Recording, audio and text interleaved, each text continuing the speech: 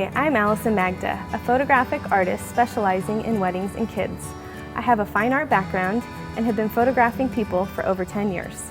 With the progress of digital photography and consumers being able to afford higher quality digital cameras, I've seen the need for a DVD geared towards consumers on how to photograph a wedding. So I've put together this DVD as a guide on how to photograph your family or friend's wedding. My goal in this educational DVD is to teach you an efficient approach to this important task at hand and show you how to get those great shots. In this DVD, we will take you through the process of shooting a wedding, from gathering information and putting together a photo timeline up to the reception. We will focus on the more formal aspects of a wedding, like pre- and post-ceremony shots. I hope you enjoy this video and are able to capture many special memories.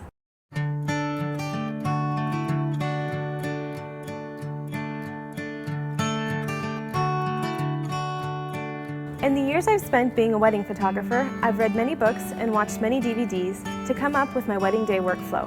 Today, I'm here to share all of that information with you.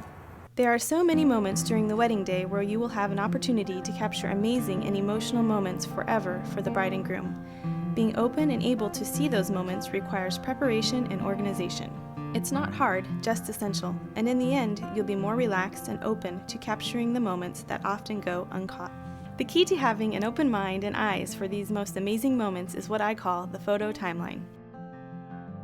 A month to a week before the wedding day, I recommend gathering general information from the bride and groom, which will help you put together their photo timeline. This information includes things like the ceremony start time, important family members they'd like in the family portraits, and sunset timing. In the appendix of this DVD, you'll find several forms I've provided for you that we use for our clients in order to put together the photo timeline. I cannot stress enough how important a photo timeline is for you and your couple. It keeps your mind open to those little moments that happen which you might not see if you're distracted by figuring out who is to be in which shots at which time.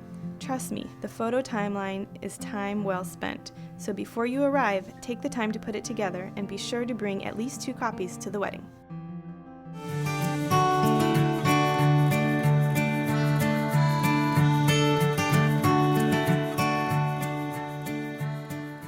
If your bride is up for it, finishing getting ready shots are great for the overall story of the day.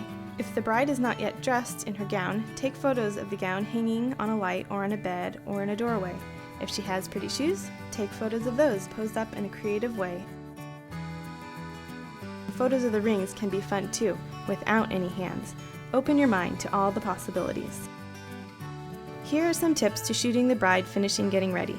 Use a wide lens and stand up high, like on a bed or a chair, to get her face as it comes through the dress. Detail shots of the bridesmaid's hands zipping up her dress or buttoning the millions of buttons on the back are great shots. Keep your eyes open for the opportunities. Don't get caught up watching what's happening without the camera in front of your eyes. It's easy to do, but remember, you're there to capture the moments, not watch them happen. The bride and her bridesmaids. I recommend arriving a little early to scout out spots for the formals. It's a good idea to have a couple of different spots on your list so you don't have to pause and look for them in between shooting. Also, having several different locations will create a more interesting overall story to the final wedding images. If you're in a pinch for different locations, you'll be surprised at what happens when you move around a little. You could be in the same location taking a posed portrait and move either yourself or your subject 30 degrees and have a totally different feel in the background. Here are a few tips I recommend keeping an eye out for. Look for shady spots, which will provide nice even light on the faces of your subjects. Or look for sunnier spots, where you can place the subjects where the sun will only partially hit their faces, not where they are facing into the sun. I really only recommend this if you are very comfortable with taking portraits in trickier lighting situations. For posing, it's good to have a few ideas in mind, even if you write them down. This can prove to be very valuable for you when it comes to the actual wedding. You will not have the time you'd like to think about it. To review, I recommend you scout your locations. Look for shady spots with even light. Don't have your subjects facing the sun and watch out for partial light or side light. Write down your posing ideas.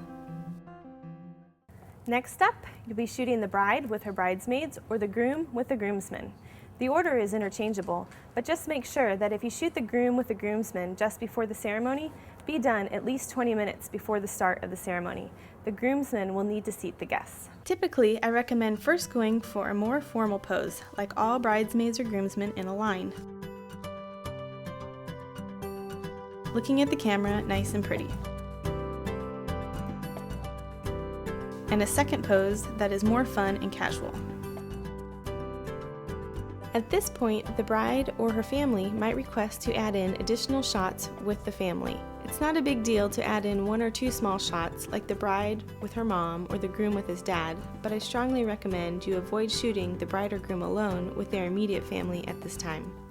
If the bride and groom are not seeing each other prior to the ceremony, it will be redundant to the shots taken after the ceremony when both the bride and the groom are in the photograph.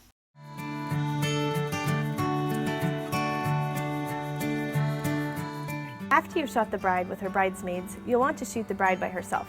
Don't forget these. The bride and her family will cherish these forever. Here's what I recommend. I will start with the must-have shots. A close-up of her face, a half view with her dress,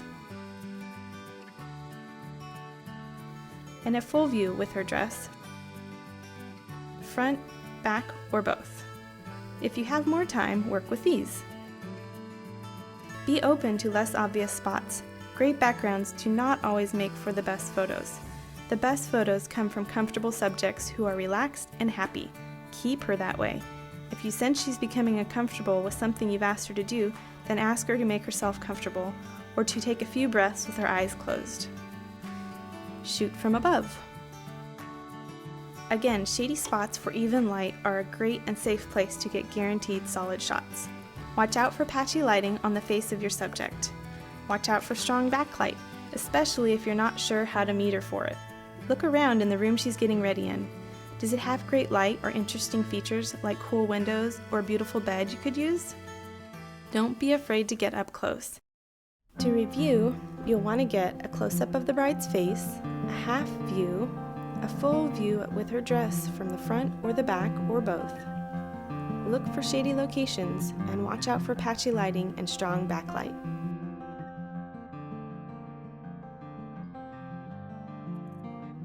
Shoot the groom with the groomsmen first. The groomsmen will need to be released to seek guests, so you want to get them done as quickly as possible. Similar to how we shot the bridesmaids, go with the sure shot first, the more traditional and formal shot, which the couple will appreciate. Many times, groomsmen, when you line them up for a photo, will put their hands in front of their body. This does not look good. I highly recommend always telling them to have their hands by their side or one hand in their pocket.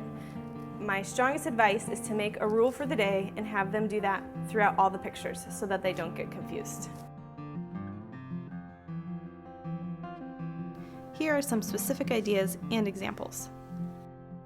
The groom closer to the camera with the groomsmen in the background. Have the groom or groomsmen sitting, standing, or kneeling. The use of stairs are always fun and interesting. For the groom, we have similar guidelines as for the bride.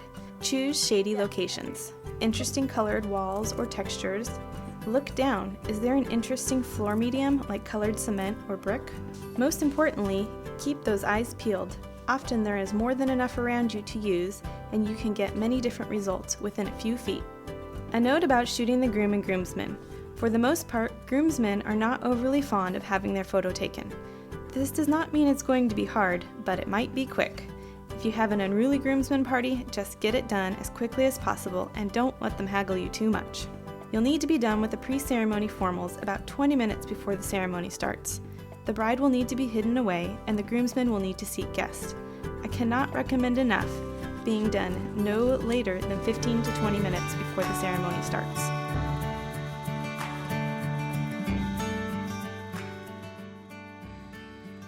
Now that you've gotten all the pre-shots done, it's time for the ceremony. In the last section, I noted you'll want to be done with the pre-ceremony shots at least 20 minutes prior to the start of the ceremony. During this time, I recommend getting shots of the ceremony setup before the guests arrive. Shots of this would include the overall setup shot, details of the flowers, details of any traditional stuff like a hoopah or communion glasses, or special touches the bride and groom might be incorporating. and guests arriving and signing in. During this time, be sure to check and make sure you have plenty of shots available on your flashcard for the ceremony. Check your battery levels and make sure they are good. At the beginning of the ceremony, you'll have the groom and groomsmen usually coming in first, along with the pastor or officiant. The bridesmaids will come in next, and then the bride. All the guests will stand when the bride comes in. Make sure that you are not standing behind someone or you'll miss the bride coming down the aisle. When the bride comes down the aisle, you have a couple of options. You can stand at the back of the setup and shoot the bride and her father as they come down the aisle, or you can stand at the front of the aisle near the bridal party, shooting as the bride and her father walk towards you. If you have a second shooter during the ceremony, I recommend shooting both of these, one down the aisle from the side and one at the top of the aisle. As soon as the guests sit down, you should either crouch down, move back, or move way out to the side, where you will not distract the guests from the ceremony, but where you can still get the shots you'd like. Here are my key suggestions for ceremony shots. Bride walking down the aisle with her dad. Dad giving the bride to the groom. Shots of the bridesmaids, shots of the groomsmen. An overall shot of the ceremony with a wide-angle lens or from far behind to get the overall feel of the ceremony. A close-up of the bride during the ceremony, and a close-up of the groom. The ring exchanges. Get in as close as you can for this one, even if it's just the hands and exchanging of the rings. It's a great shot. The kiss, and the recessional of the bride and groom. Just after the ceremony, while the bridal party is recessing, is the best time to get shots of the bride and groom in their moment together, before the mob comes to hug them. If you feel inclined and don't think the bride and groom care so much about the shots of everyone walking back down the aisle, follow the bride and groom and get shots of their emotions right after the ceremony. These are priceless, and so much better than the bridal party walking down the aisle.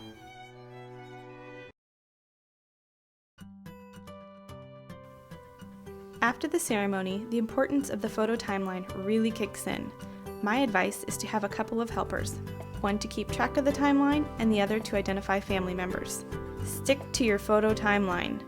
Don't deviate or change the order of the photos you have listed. They are in an order for a reason, to get people up into the photo only once, and then they are released. So here we go, on to some of the most important images of the day, the family portraits. Here's my list and tips on how to take decent family portraits. Good lighting, good posing, good organization so things run smooth. A lot of times when you shoot the family portraits and the bridal party, you want to get two different angles, a really close up and a farther away. You always want to watch for things like the dress. It's distracting and should be put in the back. Okay, good. Okay, go for it. Okay, beautiful girls.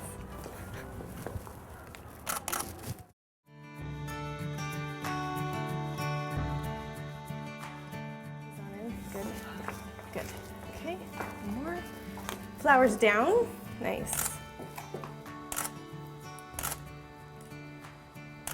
Good job.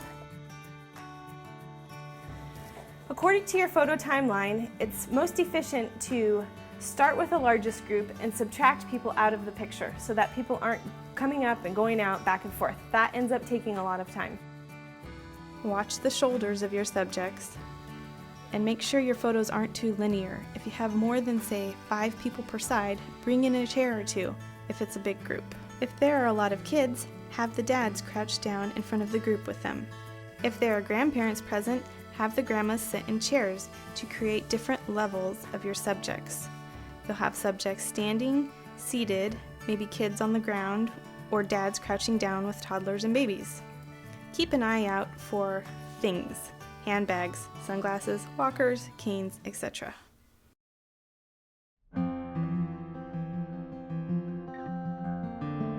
Immediately after you've completed the family portraits, move on to the whole bridal party. This is assuming the bride and groom are not seeing each other pre-ceremony. Normally you'll have the bride's dress, which can be in the way for family portraits or bridal party portraits, so you might want to swing it around towards the back. And when you have your maid of honor come on into the picture, have her slide her feet under the dress.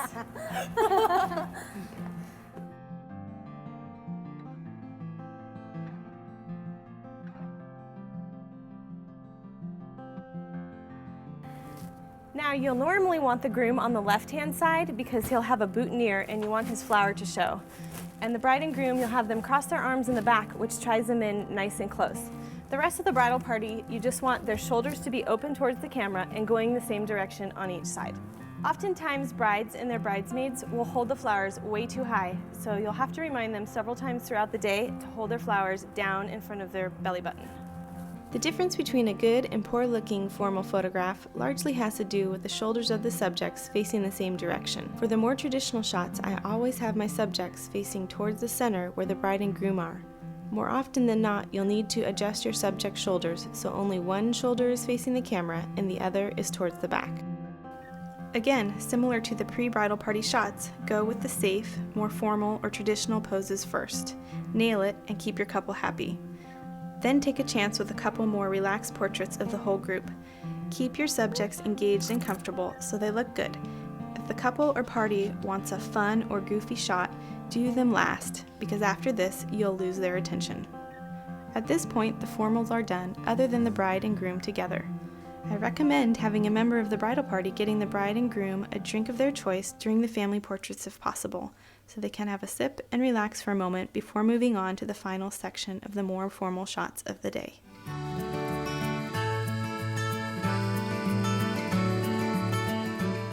When you've made it to this point, the hardest part is over, so congratulations! The bride and groom might be a little anxious to be done with photos at this time. Remember, they've been taking pictures with you this whole time, so they might be getting a little tired of being smiley for the camera. My first tip is to take them away from the guests, family, and friends. Let them have a few minutes alone together, and if you have a long lens, shoot with it. This is a great opportunity to shoot more intimate shots of them being them together. Scoot back with your long lens and zoom in on them. Don't disturb the moment, let it unfold, and just keep shooting. Don't talk too much and don't talk to them. It can be distracting and therefore taking away from the moment. So here we are with the bride and groom, and just like with the family portraits and the bridal party portraits, you want to start with the sure shot first. Put them in good, clean, shady light and get just the most traditional formal picture you can so that the bride and groom are happy. After you've done that, you can get a little more creative. Next, move on to some more pose shots of them together with possibilities like this, keeping the basics to a good photo in mind. Arms around waists, bride's arms around the groom's neck, bride and groom walking away, holding hands, bride and groom walking towards the camera. Shoot the bride and groom sitting down on a bench, or have the bride resting on her groom's shoulder or lap. Shoot during the sunset. Check the sunset time against the master reception timeline. You may be able to sneak the bride and groom away from the reception for a few more shots while their guests are finishing up their meal.